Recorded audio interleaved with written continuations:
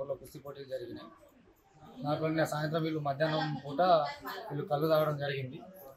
దీంట్లో ఆల్కహాల్ ఎక్కువ కలిపిరని మేము అనుకుంటున్నాం. నిన్న దాదాపు గంటలోపే ఒక 60 మంది బాన్స్వాడ ఏరియా హాస్పిటల్లో జాయిన్ అయినారు.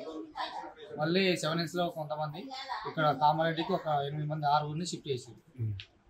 నిన్న జరిగిన అంటే డైలీ రొటీన్గా తాగే వాళ్ళే, కానీ నిన్న ఏదో సంథింగ్ ఏదో జరిగింది.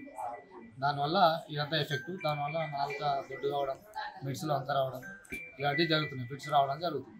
సుమారు ఎంతమంది ఉంటారు మీ గ్రామ మధ్య? మా ఊర్లో ఇప్పుడు దాదాపు 100 మంది జాయిన్ అయినారు. మాక్సిమం 60 మంది బాన్స్వాడలో ఉన్నారు. ఒక 10 మంది 7Hలో, ఇక్కడ 6. మళ్ళీ నైట్ ఇంకా కేసులు బుక్ అవుతూనే ఉన్నాయంట గవర్నమెంట్ హాస్పిటల్ బాన్స్వాడ. అంటే అధికారులకు ఏమన్నా మీరు కంప్లైంట్ ఇచ్చారా? అధికారులకు కంప్లైంట్ ఇచ్చినాం. నేను వచ్చారు, అధికారులు వచ్చారు, ఎక్సైజ్ వాళ్ళు వచ్చి వాళ్ళు ఆ డిపార్ట్మెంట్కి సంబంధించిన వాళ్ళు వచ్చి మాట్లాడారు. ఈరోజు విలేజ్లో మాట్లాడతామని చెప్పారు. అంటే ప్రజెంట్ అంటే ఏ విధంగా ఉంది వీళ్ళ కండిషన్?